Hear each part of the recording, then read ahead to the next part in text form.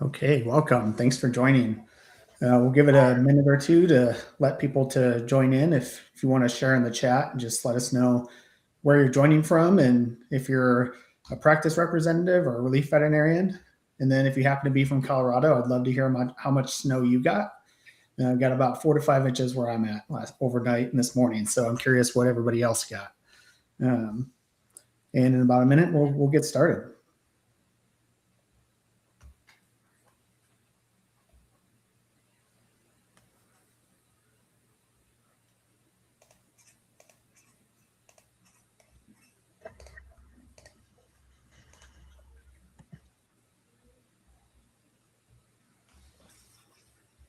Okay.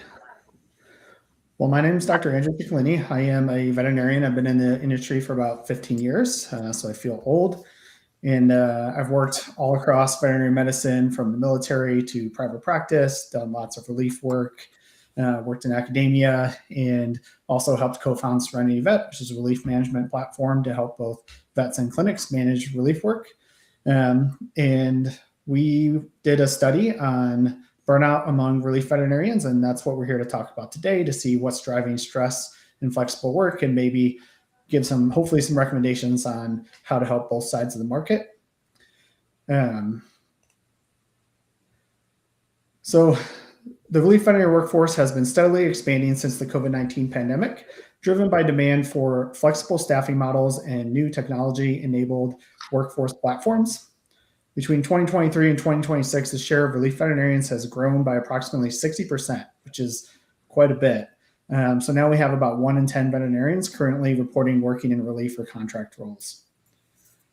Relief practice has become an attractive career choice for veterinarians seeking greater control over their schedules, flexibility, exposure to diverse clinical environments, the potential for improved compensation, and escape from unhealthy workplace cultures and scheduling pressures. However, despite these advantages, burnout among relief veterinarians continues to rise. Forgive me, I lost track. Burnout scores among relief veterinarians have trended upward, even as burnout levels among associate veterinarians have gradually declined from their peak in 2020. While relief veterinarians report some of the highest levels of satisfaction with compensation and lifestyle, they show lower satisfaction with their profession overall. During this session, we aim to discuss the potential contributors to burnout in the relief profession, how to reduce their impact on relief and clinic efficiency, and how cooperation between clinics with relief vets can evolve in a way that supports both professional effectiveness of both parties and long-term industry sustainability. So with that, let me go ahead and introduce our panelists. I'm really excited about who we have here to join us. So if each person could kind of give a brief intro of themselves and then maybe share kind of a best and worst experience you've seen or heard of in relief work. And we can start with Dr. Jessica Lovegrove, who's the president of the Relief Veterinary Medical Association. Hi, thank you, Andrew, and thank you for the introduction. I have been in relief medicine since 2020. The COVID pandemic was really what pushed me into relief medicine. And I have found a new love for my profession. And in 2023, we launched the Relief Veterinary Medical Association to help other relief vets connect, feel supported. We're advocating for them on all sorts of levels. And so we're very excited to be building this. And I'm very excited to be a part of conversations like this because I think it's important as relief vets to be involved in these topics and conversations moving forward. So I'm trying to think. I don't know. It's hard for me to think of a bad experience because even my bad experiences, I feel like end up turning into something good. Probably, I think on the back end was an experience where when I first moved back to Tennessee and was reaching out to local clinics, I didn't even work at the clinic. It was a email that came through. I had sent out I kind of cold email my relief rates to local clinic areas, and I got a rather unpleasant response from one of the local clinic owners who was a little bit rude in what he called me and informed me my prices were a little too high. And I just responded. I said, well, if it's out of your budget, I understand. And please let me know if you ever need help in the future. And to my knowledge, he has never contacted me. I'm not sure that I would go work for him at this stage. That was probably my worst experience.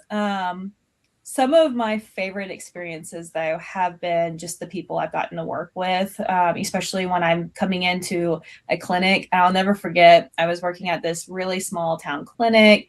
They see all their own emergencies. It was crazy slammed. And I saw that they had just got done putting an IV in a cat, and they're trying to get it on the surgery table. And the countertop was just strewn with all the stuff that comes with that when you're doing that emergently. So I started picking it up. I started cleaning it up. I started wiping it down. And a technician very panically came back in and was like, no, no, no, no, no. You don't have to do that. We'll do that. You don't worry about it. And I was like, I got it. I'm fine. I'm literally not doing anything. And they were like, but you're a doctor. Don't worry about it. We're fine. I said, listen, I'm a relief vet, and I'm not just here to provide relief for your doctors. I'm here to provide relief for your clinic. And so if this is what you guys need me to do right now, this is what I'm going to do. And just the moment, I'm still very good friends with that technician, that moment of her just going, it was so rewarding to see her take that breath and realize that there are people on her side that day. So that's been one of my most rewarding experiences. And I'm sorry, I'm going to look like a crazy stop motion. Tennessee had some bad storms this morning, so I apologize. That's all good. Thank you for joining us, and thanks for standing up the RVMA. I think it's definitely an important organization that's going to help a lot of people. I love both those stories. It really comes down to maintaining professionalism at all times on both sides, right? Mm-hmm. All right, our next participant, Shawn Wilkie, CEO of Talkatoo and a leader in voice-to-text and AI productivity solutions for veterinary practices and professionals. Shawn, thank you. Hey, Andrew. Thanks for having me. It's been a pleasure to kind of work on this study with Serenity, and super excited to be here for the discussion. I was thinking about stories that I have for relief veterinarians. Probably I get to meet a lot of them. We've been in the market helping people do their medical records for about 8 years. And so I've met some really amazing relief veterinarians that have turned into huge advocates of ours. So one of my kind of best stories is powering a relief veterinarian's medical records and then them taking it to the clinic. And that's why we really value relief veterinarians, because they're a great source to kind of help people change things that maybe should be done a different way, because they get all of that experience. And then a bad one, I remember talking to a relief veterinarian probably 3-4 years ago at BMX, and she was telling me how we'll protect her, so I'll hide her name, but she was telling me how she went to work. The practice manager was a week old, and that was the only other person that was in the clinic when she showed up for her relief shift. Was this 1 week into the role of practice manager, nobody else was there. It's just the two of them. So yeah, kind of a cute little story, and that's it for me. Andrew, thanks for having me. Yeah, thanks for joining. And I can't imagine working relief without Talkatoo in my hands. It's such a time saver and helps me get out on time. And I just really appreciate what you've built for the profession. So we'll definitely talk about it more throughout this talk. Thanks, Andrew. All right. And then that leaves us with Dr. Pam Hale, Chief Medical Officer at VetLeader Coaching and an independent veterinary industry consultant as an operations, startup, and firm building subject matter expert. Thank you for joining us. Well, thank you for having me. Yes, my passion is helping veterinarians in leadership, and that I consider all doctors to be leaders. So if you're a relief doctor, you're also in leadership the day that you're working in hospitals. I've been a relief doctor myself probably now since 2017, when I decided to step away and start looking into more of the coaching so that I could have the flexibility. And I think that's what it obviously provides for doctors, the flexibility with scheduling. But to answer your question, some of my best experiences, I actually am going to go from the other side of when I owned veterinary practices and I would call in doctors of relief. I would try to always send them a welcome email and often actually leave them a welcome swag kit, whether it's a mug or a Starbucks card or something welcoming them into our hospital. So, and then when I've gotten those from other hospitals where I've worked with relief, that goes a long way. And, breaking that ice for that doctor, setting them up for success with that team, letting them know what they should expect from that team that day. I'm going to one-up Shawn's story on a week-old practice manager. I was actually called in to do relief in a hospital, and unfortunately, a doctor had a car accident. So it was like overnight, they needed someone there. It was going to be long-term. So I actually ended up doing relief for that hospital for about 6 months. And when I arrived, they had 2 team members that were already disgruntled. They were just mad team members about the world, whatever. Within a week, they quit. I get a call one night before my shift that's saying, we have no team members, but we just hired 2 clients that are going to be coming in tomorrow to help. They had no experience in veterinary medicine. They didn't know how to get into the computer system.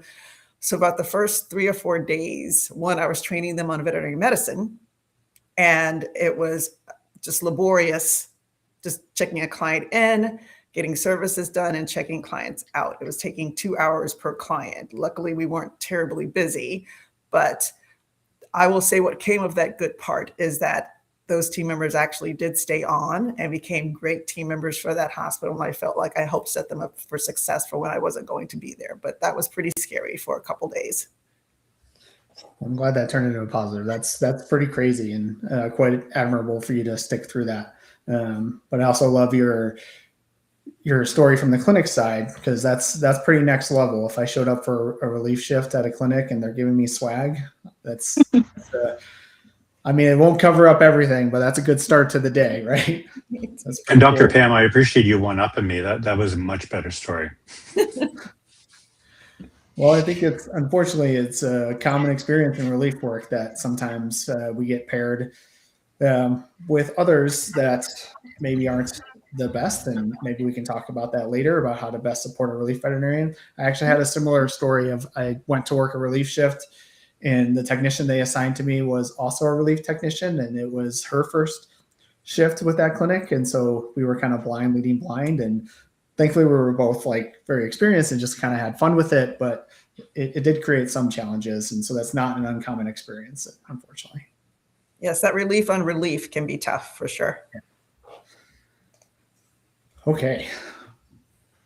Well, I'd like to kind of share some info about the survey we conducted. So Serenity Vet and Talkatoo partnered together and surveyed relief veterinarians specifically to get a better understanding about how burnout is affecting the profession.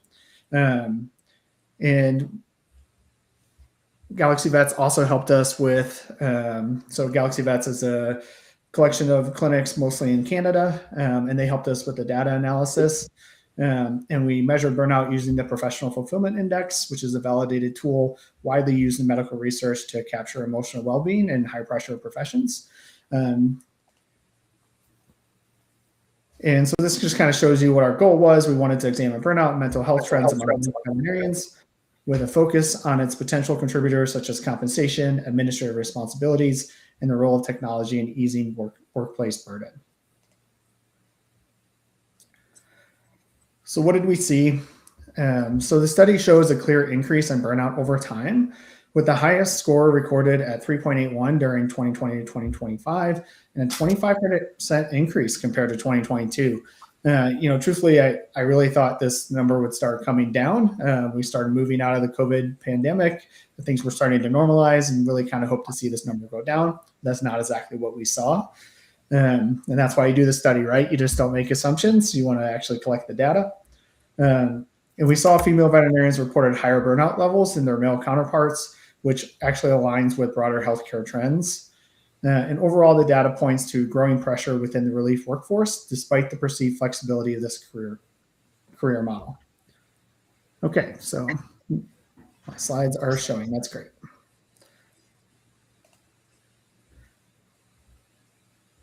So workplace exhaustion is up 24%, and interpersonal disengagement is up 29%, indicating a decline in emotional connection with clients, teams, and patients.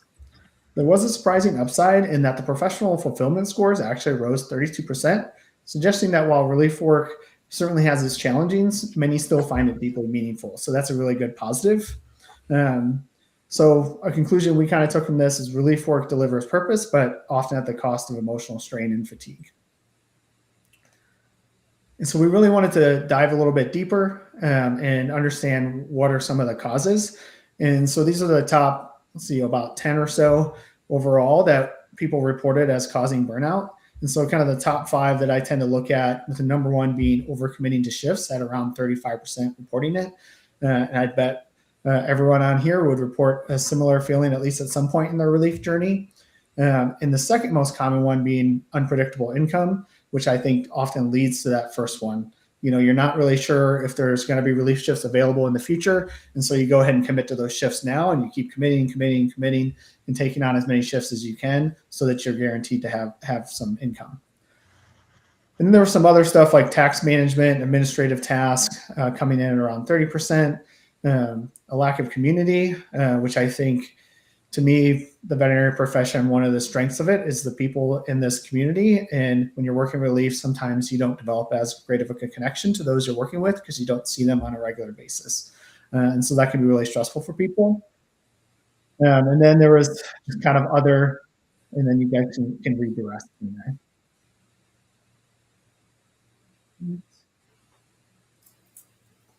We're looking at financial stability. We asked about kind of their perceptions of income, and 47% said that their income is predictable, with about 34% disagreeing, saying that they didn't feel it was predictable. And 63% said it meets their needs, while around 20% felt it didn't. And what we did see, parsing down a little deeper in the data is vets with more years of experience but lower financial confidence were among the most vulnerable to burnout. Whereas in contrast, less experienced vets with just kind of modest financial goals showed more resilience, suggesting that stress is more tolerable when it feels like it's leading to growth. So those younger veterinarians feel like they're still growing, and so they're able to kind of accept a little bit lower revenue, whereas an experienced vet gets much more stressed out if they're not meeting their income expectations. We asked some questions around negotiation, and we found that 1 in 3 relief vets struggle or avoid negotiation, and that's actually lower than I was expecting. I thought this number would be much higher. But so most veterinarians actually reported actively negotiating their shift rates, but not necessarily feeling comfortable in doing so. Around 72% felt their compensation was fair, and about half of them preferred hourly pay. And we felt like an important pattern emerges that those working through referrals or repeat relationships tended to experience greater financial stability and lower burnout, suggesting that consistency and trust in work arrangements plays a meaningful role in reducing stress.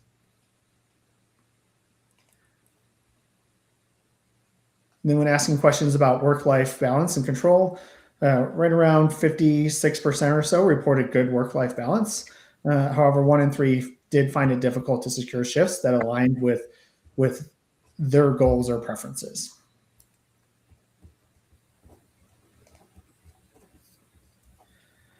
Then we asked some questions around technology. So AI scribe adoption definitely growing. It was reported around 49% use AI scribes in day-to-day work. And this survey was completed around 6-7 months ago, and I bet this number is even higher now. It's just growing at such a rapid rate. Among non-users, about 34% reported that they're interested, and only 17% said they're not. So overall, more than half the respondents are either using or open to using AI. Trust in AI still kind of remains a bit mixed, with about 30% trusting it, 34% saying they don't, and the rest are kind of not sure. And we also asked a question around if relief vets would be more likely to accept a shift at a clinic that offered AI. And around 29% said that they would be more likely to accept it if they knew that was something the clinic was offering. Whereas 35% said that it would have no impact, and the rest were unsure. So there are early signs of positive impact on well-being. Relief vets have to adapt to different medical record systems, sometimes on a daily basis, which can correlate to higher burnout. And so AI tools can definitely help simplify that process for them. And AI users reported higher fulfillment and slightly lower burnout at 4.7 versus 4.9. So our overall takeaway was reducing documentation time and cognitive load may play a meaningful role in improving the relief experience.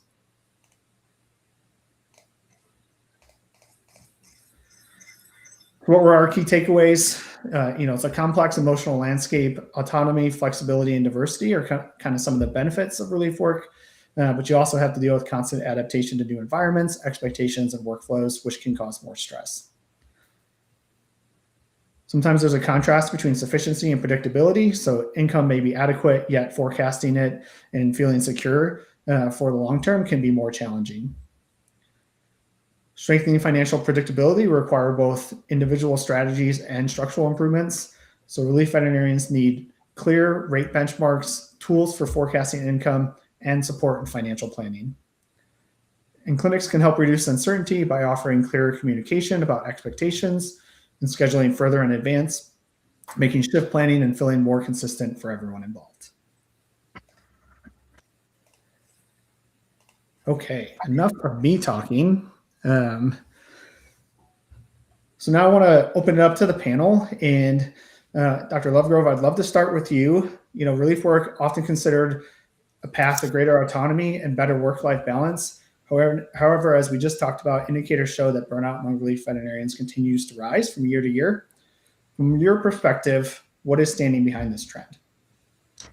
I think that it's probably a complex trend. I think relief medicine was one of those things that when it really went into vogue, it was seen as this way that we could treat burnout. It was something that would fix the burnout, if that makes sense. And I think it's really important to understand that a lot of people who are very prone to burnout don't really seem to understand that they have to take personal responsibility for that burnout. I think that there was this easy trap to fall into of, well, if I go into relief medicine, I'm going to have more autonomy. I can pick when I want to work and when I don't want to work. And so as a result, I'm going to have the ability to be less burnt out because I don't have to work all the time. And while that's true in some ways, what you're really missing in that conversation is relief medicine's a business that you're running yourself. So you then are, in essence, a business owner. You're a business-to-business service provider. And so as a result, you are having a lot of administrative work. I mean, my day is largely taken up by emails to different people, sending invoices, and that's when I'm not in the clinic. And so there's a lot of outside of the clinic work that goes into being a relief veterinarian that people don't really think about. That's going to contribute to burnout for sure.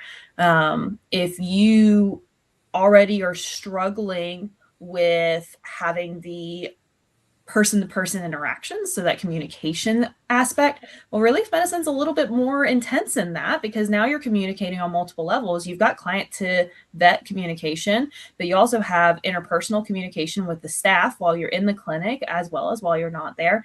And then you're having to do professional business level communication with clients, which are your clinics. And that's a whole different level of communication management than a lot of veterinarians are used to. You're used to just being the veterinarian in the clinic and talking to clients. And so if you're not on the front end of that, or if you feel that you're maybe not that great at communication, or if you're not that great at communication, that's a whole new stressor to add into that concept. And then again, you have the fact that if you don't work, you don't make money. You have to seek out those shifts. You have to advertise. And there's this huge pressure to be in the clinic. And then the other pressure that you feel is it's hard to say no sometimes. If you know that clinic has no one else and there's a potential that clinic's going to have to close its doors, you fall into that trap of being the relief vet that keeps that clinic limping along. And it's hard to say no. I'm somebody who loves to say yes. And that's a skill that I had to learn, was how to say no in that situation. So I think that complex matter falling into the lap of somebody that's probably already prone to burnout is really a topic that we don't talk about enough in the relief world. We say, hey, yeah, come to relief, come to the dark side. We have cookies. This is great. You get to work your own hours. And there's so much more complexity to that. Yeah, really a lot to unpack there, and thank you for sharing that. We weren't able to parse this out in the study that we did, but I actually often wonder, is there something about relief work that's causing this burnout to rise, or is it that people are burnt out from the field and so they decide to go into relief work, and so they're coming into it already burnt out. So I love some of your ideas and suggestions about how people can kind of manage it a little bit better and come into relief work kind of more ready to address their burnout instead of just taking on new problems. Dr. Hale, what has your experience been?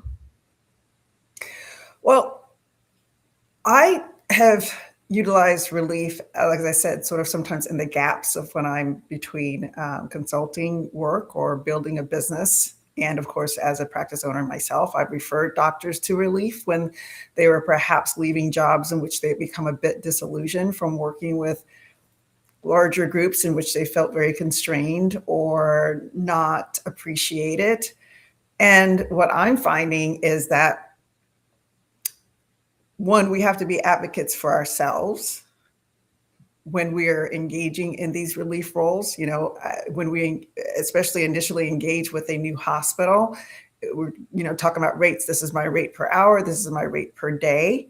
And yes, sometimes there might be a negotiation going back and forth in reference to that. But I think that's also just part of learning to be that B2B person, that business to business person as well. Along with that is learning efficiencies. If we're talking about invoicing or sending our bills back to a client, maybe that's something that's discussed up front. Will this be paid by ACH, or will you be writing me a check for that day? In that case, I'll bring my invoice with me and we can settle up at the end of that day. So I think there are things there that we can do ourselves, as Dr. Lovegrove mentioned, that will help to diminish some of, you know, those administrative things that go along with being a relief doctor as well. And from the hospital side, preparing that doctor or preparing that team for a relief doctor being there. Back in the day, I've been a veterinarian for quite a while now, relief doctors were actually sort of seen as the cast-offs. They were seen as doctors that couldn't get a job somewhere, so that's why they're doing relief. And now we're a cottage industry on our own. Relief doctors are truly part of our veterinary industry. So we also bring to these hospitals the ability for them to stay open, for them to be productive in a different way than previously, when you may have just gone there and had 3 appointments for the day, because the staff would be on the phone telling clients we have a relief doctor in, as if that person just came off a shelf and, you know, just got their veterinary degree on Acme vet school somewhere. I remember hearing that a few times in the hospital. Yes, we have a doctor here, but it's a relief doctor. I'm like, yeah, but I'm a fully fledged doctor. I can do the work. So in reference to the hospitals too, we want to be productive. I think that's what I would also want veterinary hospitals and companies to know. We want to be productive. We want to produce that 3 to 5 times our salary while we're there, because one, we want to be asked back, and we want to do what we went to school for, which is take care of pets also. So help us to be productive by having those appointments there also. But that's sort of my take on it. I think it's a bit of both from both sides, helping us to be productive with the scheduling, preparing the team, as well as helping to prepare that doctor.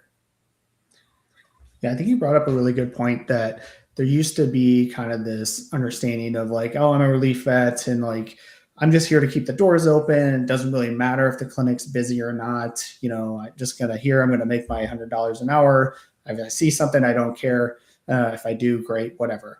And I don't think that the industry really works that way anymore. We've kind of shifted back towards clinics want relief vets that are going to be productive for them. And like you said, that's a good way as a relief vet to be competitive. You know, if I'm actually providing value, then you're going to want to invite me back. Right. I've noticed that. And I'm sorry, Dr. Lovegrove. I noticed. No, you go ahead. Several companies will actually have list of relief doctors that they or say, okay, these are our A doctors, our B doctors, and our C doctors. And a lot of that is based on that doctor's productivity. They're also tracking doctors per pet, APT, APC. So they're looking at that relief productivity as well. So that's just something to keep in mind. Dr. Lovegrove, did you have something you wanted to add to that? I was going to say, I think back when COVID was happening and we really were just looking for a warm body to put in that clinic, it didn't matter who you got in there. I think the current environment of the relief climate is shifting. I think we're seeing that. I know Colorado is an oversaturated area. There's some other oversaturated industries. My area is still fine, but I think there's a large amount of this concept of relief has been shifting, and a lot of people are like, oh, the relief bubble's popping. I don't think that that's it. I think that what's happening is that it's settling. I think that we had a big influx, and now the reality is going to be, it's going to be the people who see it as a business, who take care of their clients. So if I walk in the door, I mean, I personally don't like when I have a day where I am only seeing 3 clients, because I don't like sitting there twiddling my thumbs and getting paid to do so.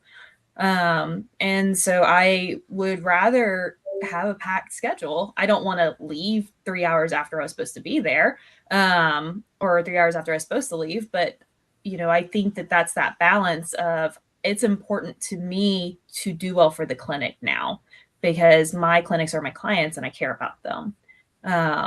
And if you as a relief vet don't have that concept in your mind, because yes, it is true, I am there to keep the doors open, and there are some things that I'm not going to compromise on, and there's some things that I'm not going to agree on or agree to do. But on the same side of things, I think there's always the ability to take good care of your clinics when you're there. And if your clinics see that, they're going to take good care of you. It's a back and forth relationship, and be that as a relief vet that's willing to work to make your clinics have a better day. It's, for me, the most important thing. Definitely. And want to shift gears a little bit here, Shawn, coming to you next. So we've kind of heard, you know, some of the stressors of being a relief veterinarian, you know, a lot more management on your plate. You still have this communication, you're running your own business. And then on the clinic side, you need a productive relief veterinarian. How can you best support them, making sure they have a good day? Where do you see technology helping both sides of this market? Yeah, it's a great question, Andrew. Thanks for it. I would say, you know, I've seen a lot in 8 years, actually 10 years, over 10 years in technology and veterinary medicine specifically. And one of the big challenges for relief vets is going into a clinic, and every time it's a different practice management system. We've got over 85 of them in North America alone. There's all this technology that needs to be learned, you need to be acquainted with it, and you need to produce medical records. So technology can help by kind of like making that a bit more more vanilla, because you can leverage programs like AI scribes to capture the content of your medical record and then make it easy to get it into the medical record systems, the different ones. So that's a big shift that's happened that we're a part of. But there's lots of other things. All of these challenges that we've talked about so far, or that have even come up in the Burnout survey, leveraging ChatGPT or other large language models to train yourself as a relief veterinarian, to fill in the gaps, to understand a little bit more about how to approach different things.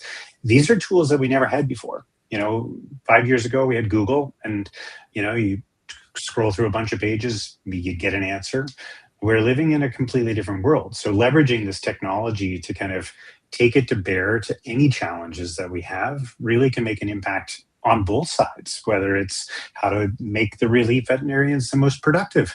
You know, there's a lot of people, Dr. Pan, that have never thought of offering the relief vets a welcome gift. You know, and if they show up to a shift and they're getting a welcome gift, they're going to be more productive because they feel appreciated. And that's not necessarily technology, Andrew, but technology will tell you that nowadays. So we're living in this new way of working and thinking, and leveraging this technology to kind of educate ourselves on whatever side we are on how to make the experience a little bit better goes a long way. Yeah, I think those are some great points. Like, we don't have to guess anymore. Like, we don't have to all make this up on our own. The information is so accessible. We can go to any chat search, ChatGPT, whatever model you prefer, and ask, how can I better support a relief veterinarian? Or on the relief vet side, like, I never operated with contracts because I didn't want to hire anybody to write one for me, and I didn't know how to do it myself. And now for basically free, I can have a contract written up for me. So it's just really kind of changed the game. And Shawn, the the piece about the technology, the portability piece is huge with the AI scribes that are out there, being able to take that yourself from practice to practice. And yes, I've experienced that. Okay, I've never seen this practice management system before. I throw myself on the mercy of the staff and say, put me in the soap notes. Show me how to get to the soap notes. I'll make sure I get everything in there. It's so true. It's so true. And, and having the ability to have software that is for the relief veterinarian that they're used to, that they take with them everywhere in their pocket.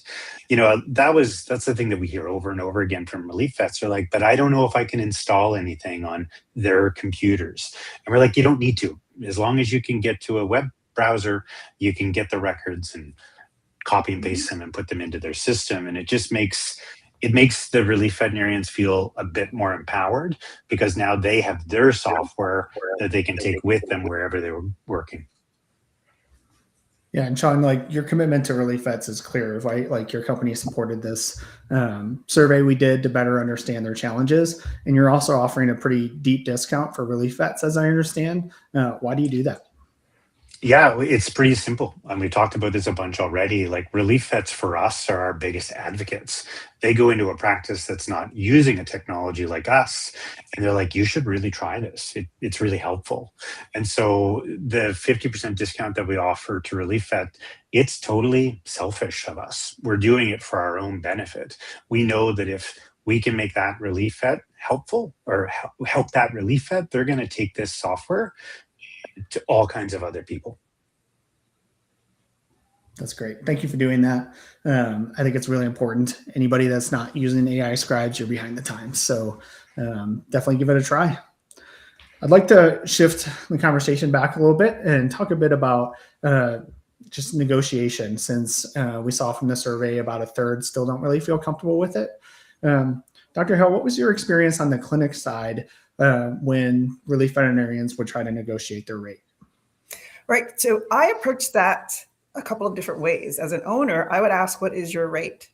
I would just, whether it's on email or we're on the phone. And I just saw a comment come over in the chat about a doctor saying, I think it was a doctor not liking to discuss money. Then write it down. You have a rate sheet, because I've received rate sheets from doctors before. Here are my rate sheets. This is what happens when it goes 15 minutes past when I'm supposed to leave, or, I'm expecting a lunch. If I work through lunch, this is what, the expectations are for pay in that respect. So if the conversations are tough, then write it down so that you can just flip someone an email when your rates come up. Now, from the relief doctor side, same thing. I have a rate sheet, as well as I'm also fine with saying to someone, my hourly or daily rate will be, what are the hours you're expecting? Okay, will I get a lunch? Okay, then this is what my day rate will be for that, or my hourly rate will be for that. And I think that just comes with practice, being confident in yourself, and with practice of knowing your value and your worth. I get called back to lots of hospitals to work. There are a couple of hospitals, not just the one I mentioned where the doctor had the accident, but there are a couple of group practices where when they find that I'm available, they'll immediately try and book me, or practice about an hour from me that booked me 4 days a week for 6 months or so.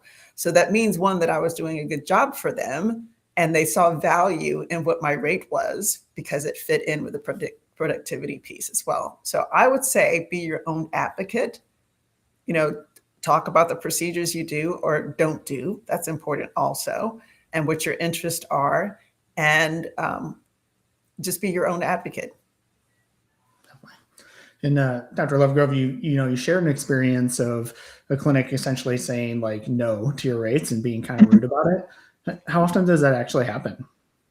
Oh, that's very rare. At least the rude side is. And I'll be honest, my rates have historically been on the lower side, mainly because I get tired. My area was in such a big growth with the relief market that I felt like the relief rate was increasing every 4 months, and I couldn't keep up with that.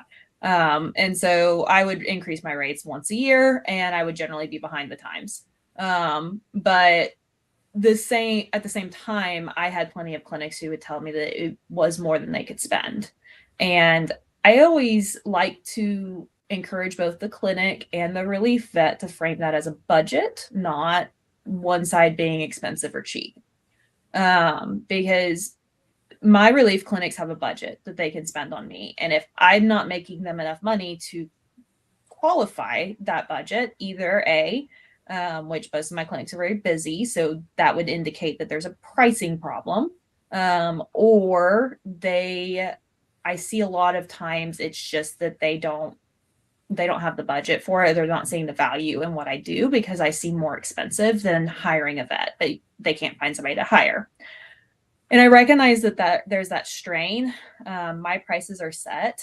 I don't negotiate them. I do what Pam mentioned, Dr. Pam did. I have a rate sheet and I send that out. So when I get an inquiry, they get a pretty consistent welcome email that says the same thing over and over. It goes over what I am willing to do, what I'm not willing to do, what happens if you go into overtime, how does lunch shift work? How does it work if you're an urgent care versus an ER versus a GP? And so I have if you make it black and white for somebody, it makes the conversation so much easier. To the person who came across they hate money conversations. Money conversations are a lot of veterinary medicine. I mean, as a doctor, you're going to walk in the room and go over estimates. You're going to, as a relief veterinarian, have to have conversations, and people will try to negotiate with you. Or they'll try to convince you that your prices are too high. And there is one resource that I would recommend, anything by Chris Voss. He's a FBI negotiator. He's a fantastic resource. But learn to be confident in having those conversations. You're not expensive. You just might be above their budget. You know what value you bring. I feel that I practice at a very high standard. I have clinics who give me feedback that I am very much worth the money. I've even had a practice come to me and tell me I needed to raise my rates with them because I was making way more than I was charging them by comparison. So I think that it's really important to understand that conversation of know your worth, but also be confident when you're explaining your worth, and don't work below what you need to make. My rates are what I need to make to live comfortably. And I think it's interesting you mentioned, I'm sorry, Doc, that you mentioned about adjusting your rates. I almost feel like right now we might need some surge pricing with the gas prices. And if I'm driving over 50 miles somewhere, over 75 miles somewhere, sometimes I do. And it's like, okay, I think I'm going to have to bring up that, for that rate. Now it's an additional $50 because of that additional cost. Otherwise it comes out of my bottom line. Yeah. I think travel costs right now are definitely something that's hitting everybody really hard. For sure. And, what I really heard from both of you was know your rate and just advocate for yourself. I think what I see sometimes is with a shift to a lot of people using these marketplaces to find relief work is, there's a price advertised for the shift. And that may already meet my income, but I feel like if I don't negotiate, am I leaving something on the table? Okay, they offered $1,000, but are they actually willing and able to pay $1,100? So maybe I just need to negotiate. And me personally, I think that just is an unhealthy habit. If it meets your rate, just, that's what you need, and take it. So sometimes there can be a negative to actually negotiating. That's just what I've experienced on the marketplaces anyway.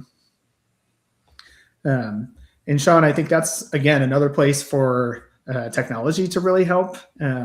If a newer relief veterinarian isn't comfortable with what the rates are in their area and what they should be charging, technology can help them.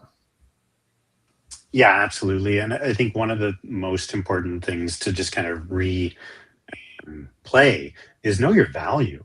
If your value is $1,500 a day, and that's what you're used to getting, that's your value. And, that self-confidence in your ability to produce for that clinic is going to make the conversations around money a lot better. Because if you know your value, then you know who you are. It's a really important place. But, once again, if you don't know, or if you're curious, or if you have questions, you can go out and you can ask these AI models to give you an analysis of the market and even the town or the city that you're working in. And you can reference that and understand that it's true. Just because you read it on the internet or read it from an LLM doesn't mean that it's true. but you can look at the source and you can get that information easier than you ever could before.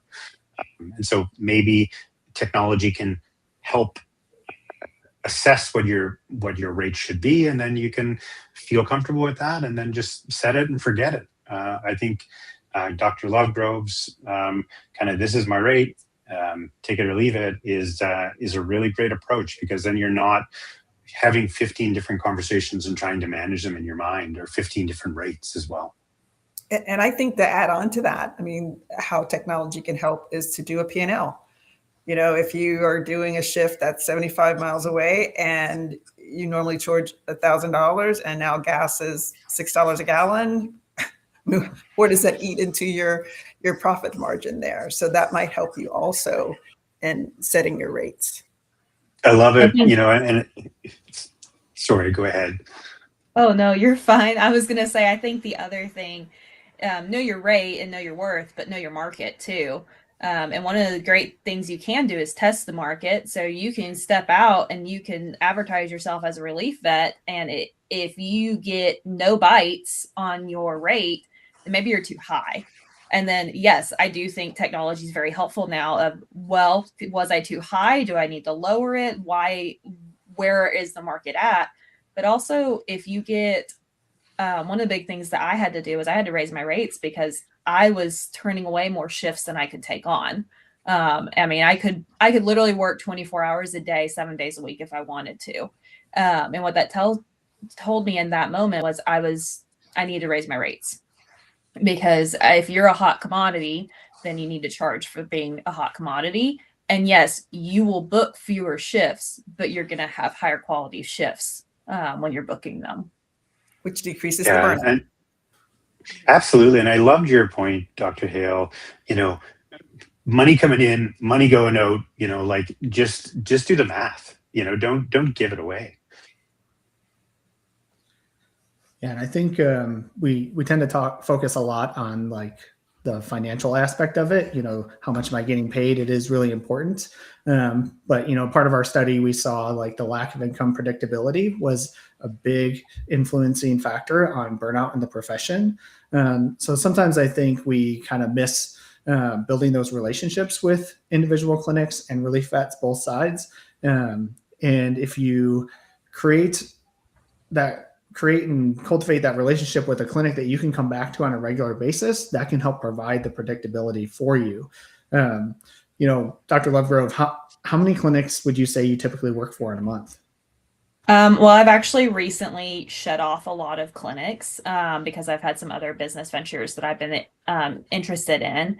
And I had a lot of relief vets in the area that entered the field and they needed resources. So clinics that were further away from me, I offered to them. And I said, hey, this is a really great clinic. You might look into working with them. And then on the first side, I told them, you know, I've known this doctor for a little bit of time. Either I've worked with them or I haven't. And I give them just some general information and see how that relationship goes. And a lot of my clinics have appreciated that and they'll still reach out to me. But at one point at my most, I was working with just over 30 clinics on and off. I would say I'm down to probably about 8 to 12 at varying frequencies. Some I see once a year, some I see once every other week. And so that is a great place to be. I know that most of my clinics have told me, especially the ones that are my more consistent ones now, have told me that I'm their preferred relief veterinarian. And that's honestly one of the best compliments I can get. If you want to have me back, if the staff love me, if the clients love me, that tells me I'm taking good care of that practice. And to also remember, if you're going to a practice that maybe has a lower budget, there might be other things. Do they make sure you get a 2-hour lunch? Do they make sure that you are fully staffed? You know, is it a pleasurable shift to work at? Because there are some clinics I don't go back to just because, man, I can't be on my feet for that long. I'm wore out by the end of the day. And I mean, I need 2 days off. And so it's like, oh, is it really worth being at this practice if I have to take 2 days off to recover being at that practice? But yeah, I think that consistent relationships for me have been the most important thing for predictable income. The other thing is again, know your market. Relief medicine picks up in the summer. Don't be planning a summer vacation if you're a relief vet. I plan all my vacations in like the September time period. And so I always say that if you know that, I am slammed in the summer and I work less in the winter months. And that's just because that's how vet med works, at least in my area. And I think that knowing that makes you a better relief vet if you're more willing to slam yourself out in the summer and then recover in the off season. That's a good concept to have. I definitely agree to that seasonality. I'm sorry, Doug, we have a little delay there, but I definitely agree with that seasonality. I think you should say between May and August, we're going to be making hay. And that's what I often tell people. You better make that hay while the sun shines. It doesn't mean you're not going to be working during the winter months, but that's also times where, of course, there are different meanings of winter in the country. Winter in Florida, you're still like summertime. However, that's when then you can take your 2 to 3 weeks off. Even as a relief doctor, I take several vacations every year that may be 2 or 3 weeks. And the joy and the beauty of that is that I don't come back to 200 emails like you would if you worked for a company. Typically you let your hospitals know you're going to be away and they respect that. And then you come back and you start working again. So there is a beauty in that control of your schedule. Make hay while the sun shines and then, still kick up your heels. That's great. And Dr. Hale, what do you see as the benefit on the clinic side for them cultivating that relationship with a relief veterinarian and basically bringing them to their practice on a regular basis? One, consistency. Clients like consistency, even if you're a relief doctor.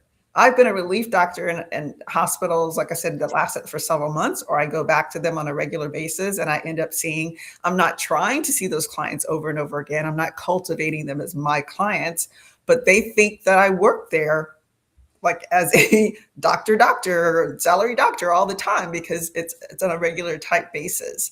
And that's also fulfilling as a veterinarian. We'd love to see our cases come back so we can follow up with them. How's this going? So that's fulfilling to us as well. So having that consistency, just because clients get to see a familiar face, not a different relief doctor every week, it's definitely helpful for the business. Yeah, it has such a big impact on efficiency. And also when like things really do hit the fan and that emergency occurs, like you experienced, that person, that relief vet you have a relationship is much more likely to step up and help you if you've built that over time. We're running out of time here. I'm going to do one last question and then we'll open it up to questions from the group. So this one's for you, Shawn. We know from our study that veterinarians that struggled to familiarize themselves with records at each clinic showed higher burnout, and respondents who used AI scribes reported higher professional fulfillment. But yet we still see 1 in 5 veterinarians not considering adoption of AI. So 2-part question. One is, what do you think might be the cause of that? And how do we get people over it? Yeah, well, technology or any change is hard, right? So if it's, let's do something new, most people are going to resist that because we don't like to change. Why do we not like to change? Because we don't really understand the value in it. So we're at a neat place in veterinary medicine with technology where there's been so much adoption, whether it's Talkatoo or the 30 other AI scribes that exist. Most of your colleagues, most of your friends are going to have some experience. So I think first is understanding that it's not super complicated. Companies like Talkatoo have existed for a really long time, and we focused on making the experience like using Facebook or like using another tool that just is intuitive. It's simple. There's one big button, start recording. You take it into the room, you record the entire appointment and hit the button to stop. And then you have a record that you can look at.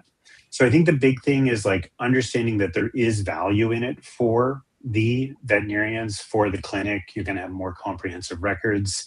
And it's something that's super portable. You don't need permission to install software on a clinic computer. So I think all of these reasons, like one, understanding what the value is for you as an individual, why it matters.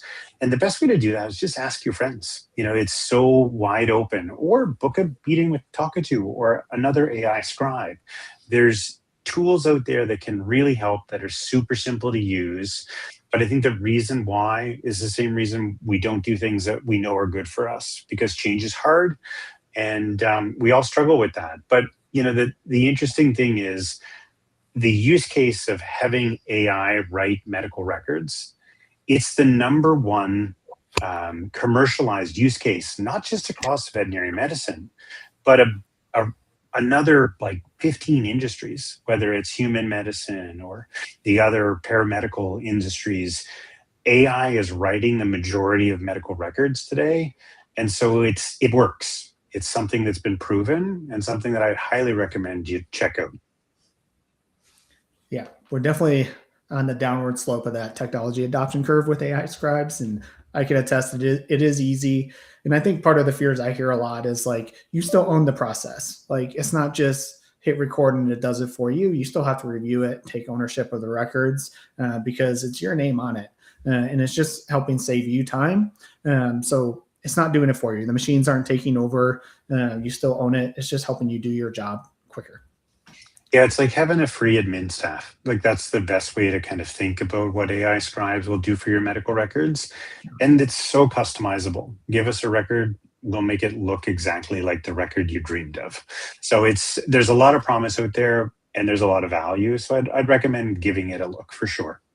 Definitely. I'm personally not, there might be an issue on my screen. I'm not seeing any questions come through, but if anybody happen to see any questions come through from the audience, we're happy to answer them in the few final minutes we have. If we don't get any questions, I'll ask the participants to give just kind of one last piece of advice for really both sides of the market and relief space that you want to share. I do see there's one question from Sarah, if anyone uses LinkedIn. I'm assuming they're asking LinkedIn to find relief shifts. I never have for relief. I will actually see more on Facebook. I live in Atlanta area, and there's actually an Atlanta Relief Vets Facebook page where people can both post for their needs for relief doctors. So you can always glance at that, or you can post your availability on that as well. So I have not personally used LinkedIn for finding relief shifts. I do know a couple of relief vets that have. They're probably of the older generation than I am. I've definitely been, honestly, at this point on word of mouth, not even cold calling Facebook, anything else. I see a lot come through Facebook, but I don't even respond because I'm already probably booked. Yeah. And touching base on technology again, like, it's important to have your brand built because the clinic might use technology to search for relief vets in my area. And if you don't have anything that the internet can search, they're not going to find you. I've personally not used LinkedIn for relief work either, but I still want to make sure that my profile is built out in a way that if somebody looks there, they know, hey, they could reach out to me. Do we have any other questions in the chat? I will say another way you could use LinkedIn, talk to your fellow relief vets. As I said, I've helped a lot of relief vets get shifts. I think that more established relief veterinarians often have clinics that they know need more help. And so that would probably be a good idea. Definitely. All right, so let's all share our one pearl, and I can start to give you a little time to think about it. My pearl for everybody, and it actually got woven throughout this conversation, is that we should still be providing feedback. The relief vet should provide feedback back to the clinic, and the clinic should provide feedback back to the relief vet. And don't be afraid to give honest feedback. I think that's what helps us grow and will actually make those relationships better. I agree. Thank I'll you. go next. Because it is I'm sorry, Shawn, go ahead. No, go ahead, Pam. Sorry. It's a two-way street. And I think that's what Andrew is alluding to. It is a two-way street of communication. You're forming a relationship with this hospital, even if it's for a day. So that's why that pre-communication is as important as your staff interaction during that day. I also believe it's a very viable career choice in veterinary medicine, very viable. My husband actually tells me, he goes, if I could do what you do, I would never go work for another company in my life. I would just, set my own schedule, take my own time off. He encourages me that all the time. Of course, he's retired now so he wants me to take off when he wants to go on a trip, but that works out. So It is definitely a viable career choice and career path. It can be very lucrative, again, because you have to know your value and you bring the value with you. Go ahead, Shawn. I'll jump in. Yeah, it's 2026. If you're still writing your medical records or typing them, you should probably take a look at not doing that anymore. And we'd love to show you how our software works. I think it can create a lot of value for people. Definitely. All right. I will say I'm going to answer the couple of questions that did come through the chat just now before I give my pearl of wisdom, because there was one about how, if they're thinking about considering switching to Relief, how do they find shifts? There's so many ways to find shifts, but one of the easiest ways, and I think I still have it on the VMX platform. We did a virtual VMX about communication and professional communication, but I have like a template of how to do a cold letter or cold email to the clinics. But the clinics who are posting that they need a veterinarian on the job websites probably need help. So find your area, look up the help wanted ads, and reach out to those clinics and say, hey, I'm not a full-time vet, but I do relief work. Here's my rates. Here's some information. Please feel free to reach out if you need any help going forward. And then also, I think Hound, Rue, the other platforms are always great places to look if you need to kind of fill in those shifts as well. Yep. Shameless plug for Serenity Vet there. Serenity Vet. Yes. I think all of those platforms are very helpful. Serenity Vet's going to definitely help you. I think Serenity Vet also has the ability to do like a production scale. Am I recalling that? So especially if you're into ER work and you want to get something back for your production, that might be a good place for you to look. Yeah, thanks for bringing that up.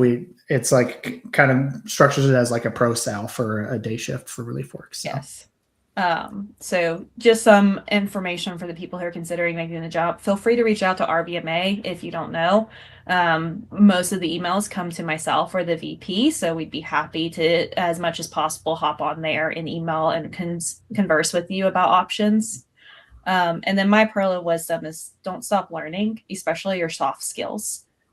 Communication training has been the number one thing that has made me a better veterinarian. I have, since I've learned technology, since I've started using AI software, all of that, everything's just been additive. So look into abnormal places. There's not a lot of veterinary communication training. There's more and more going forward, but a lot of it's pretty cookie cutter. So look into other fields, look into other places, pick up a book and read it. Those long drives to the clinic that's a little bit further outside your zone, maybe get an audiobook to listen to. I think every little moment that you can take learning and perfecting your soft skills is going to make you that better business person, a better veterinarian, a better relief veterinarian, and a better business partner for our clinics. Awesome. Well, thank you everybody for joining. Thank you for our panelists. Relief work is a growing industry. It's going to keep growing. And it's so much easier to get into the field because there's so many resources available, which we talked about today. So we definitely encourage anybody that's thinking about it to join the field, and let's keep making it an amazing profession.